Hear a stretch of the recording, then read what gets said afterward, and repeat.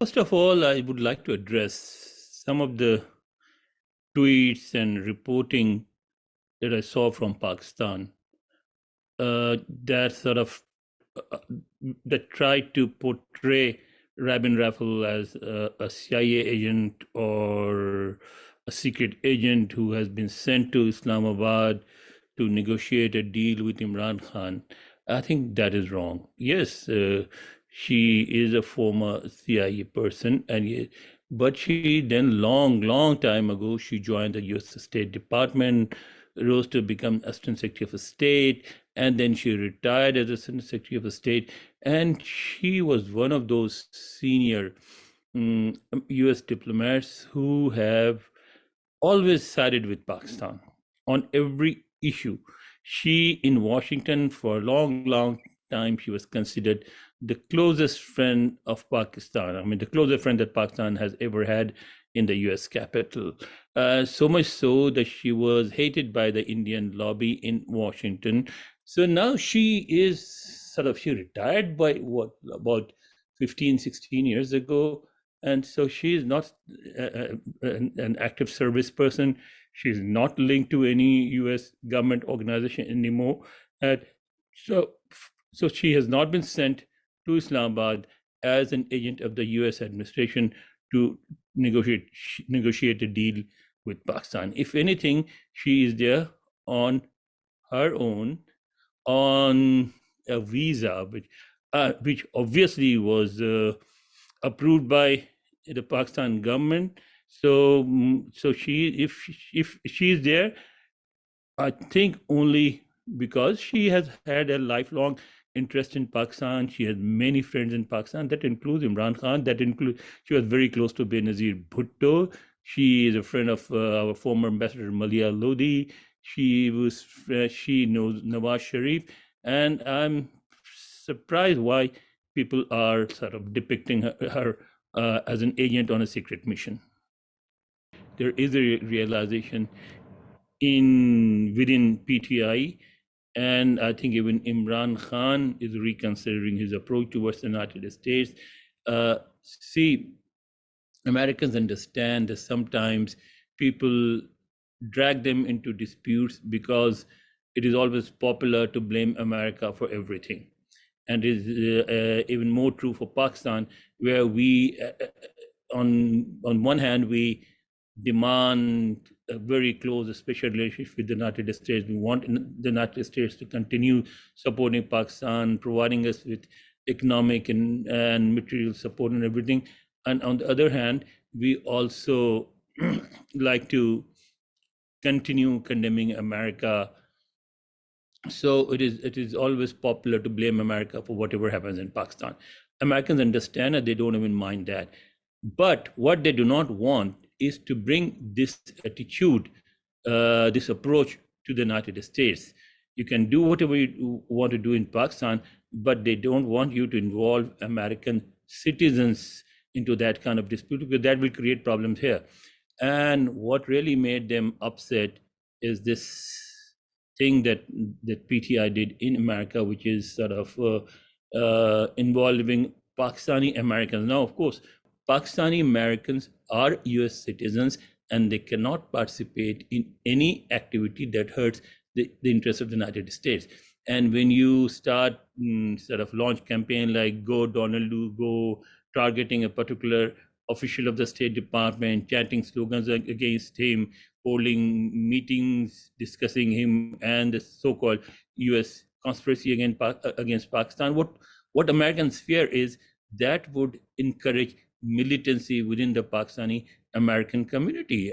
Americans would not like to be involved in any anti-American activities.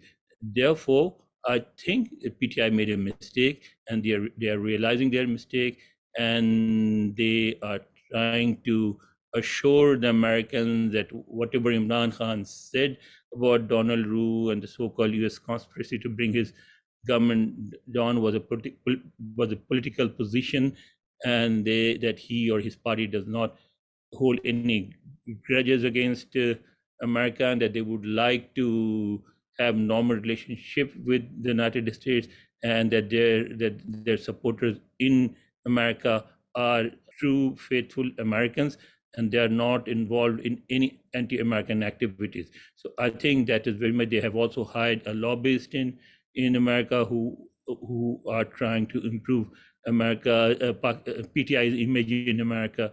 So there, yes, there is very much an effort by the PTI and its leadership to rebuild their ties with America. Watching Imran Khan and his politics, I have always felt that there is a need for moderation in his approach. He's a very popular politician in Pakistan. Millions of Pakistanis like him. So as a leader of millions of Pakistanis, he deserves some respect, and I do give him that respect. But what he does, two things that actually, there are two things that harm him. Number one, he overspeaks. Whenever he is making a public speech, he starts smoothly, goes on covering one point after another, and then he gets derailed and he starts saying more than he should. Number two, he takes positions that are not sustainable. He should have known that his position against the United States was not sustainable, that ultimately he will have to seek he will have to rebuild an understanding with the United States, which he is not trying to do. Similarly, his position against the Pakistan army, he should have known that was not sustainable. The army has certain influence. The army has a say in every major decisions in that country, and therefore it will almost be impossible to take on the army and return to power. And I think he tried doing that.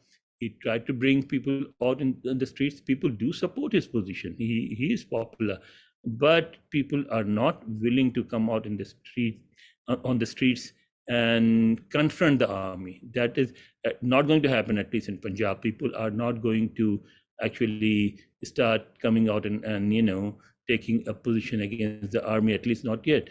And therefore, I think Imran Khan has been forced to reconsider his strategy, and he's trying to what he tried to do was, he tried to separate the army chief from the rest of the army and try to portray him as the person that he has trouble with, and that the rest of the army is with him.